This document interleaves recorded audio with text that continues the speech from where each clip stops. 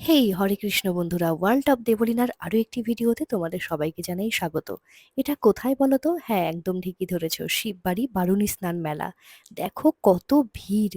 আর এখানে এসেই শুরুতেই আমি শুনতে পাচ্ছি আমার ভয়েস, তোমরা একটু শোনো।